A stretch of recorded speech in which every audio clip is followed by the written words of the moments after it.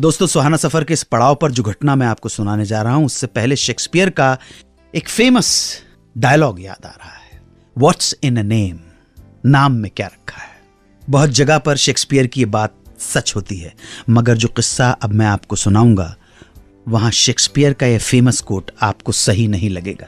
बात है लंदन की और बात है नरगिस दत्त की। ये घटना मैं आपको एक इंडियन पॉलिटिशियन के नटवर सिंह की एक किताब प्रोफाइल्स एंड लेटर्स से पढ़कर सुना रहा हूं। इस किताब के अनुसार एक बार जब के नटवर सिंह लंदन में इंडिया के हाई कमिश्नर थे, तब नरगिस दत्त का लंदन आना हुआ और लंदन प्रवास के दौरान वो एक डिपार्टमेंटल स्टोर में शॉपिंग करने पहुंची।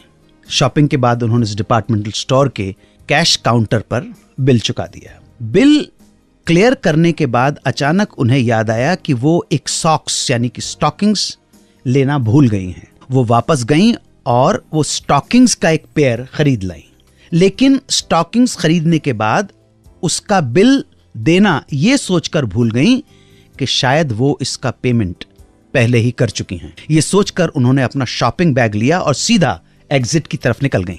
एग्जिट पर सिक्योरिटी ने उन्हें बिना पैसे दिए वो मोजे ले जाते हुए रोक लिया और बुला लिया पुलिस को।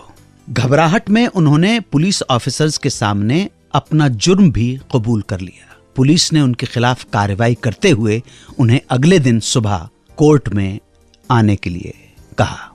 नरगिस दत्त घबरा गई।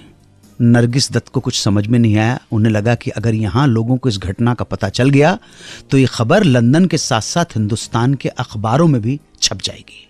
इस डर के मारे लंदन में भारत के तत्कालीन उच्चायुक्त यानी कि उस टाइम पे जो हाई कमिश्नर थे के नटवर सिंह, कुंवर नटवर सिंह उनका नाम था, उन्होंने कुंवर नटवर सिंह को फोन किया और हेल्प मांगी।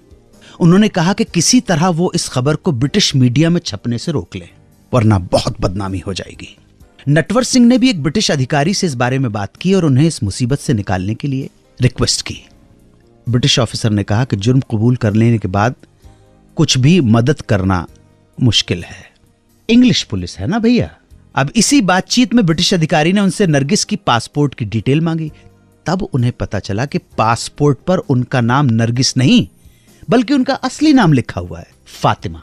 बस जी बात बन गई। ब्रिटिश ऑफिसर ने कहा कि कल कोर्ट में नरगिस बिना मेकअप, बिल्कुल सिंपल कपड़ों में, आंखों पर काला चश्मा लगाकर एक एनोनिमस इंडियन औरत की तरह जाएं और अपना जुर्माना भरकर चुपचाप वापस आ जाए। बाकी वो सब संभाल लेंगे। तो हुआ भी यूं ही। अगले दिन Nargis simple, ordinary, commoner Indian औरत की तरह पहुंची कोर्ट और फातिमा पर लगे जुर्माने को भरकर इस मुसीबत से बच गई।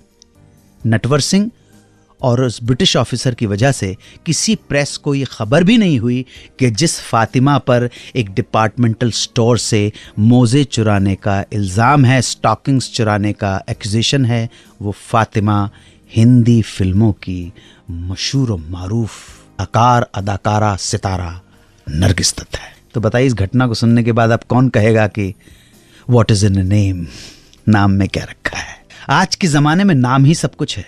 नाम की वजह से ही तो सब कुछ बिक रहा है, कला भी, कलाकार भी।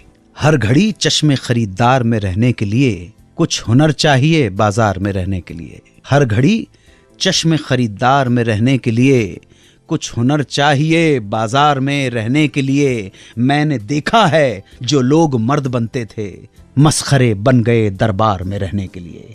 मैंने देखा है जो लोग मर्द बनते थे मस्खरे बन गए दरबार में रहने के लिए। और अब तो बदनामी का शोहरत से वो रिश्ता है कि लोग नंगे हो जाते हैं अखबार में रहने के लिए। ये हमारे मीरा रोड के शायर हैं शकील आजमी, उनका लिखा हुआ शेर है। क्या बात। सुरैया वो हस्ती वो नाम जिसके थे लाखों दीवाने। उन्हीं दीवानों में एक ऐसा दीवाना भी था जिसने प्रोड्यूसर्स को ऑफर दिया कि वो फिल्म में सुरैया को असली गहने और महंगे कॉस्ट्यूम्स पहनाएं। उन गहनों का, ज्वेलरी का और कॉस्ट्यूम का खर्चा वो खुद उठाएगा। कौन था सुरैया का दीवाना, बताऊंगा वापस लौटकर। आप सुनते रहें सुहाना सफर विद अन्नू कपूर, सिर्फ 92.7 बिग एफएम पर। 92.7 बिग एफएम पर आप सुन रहे हैं रेडियो का number 1 show Suhana suffer with Annu Kapoor.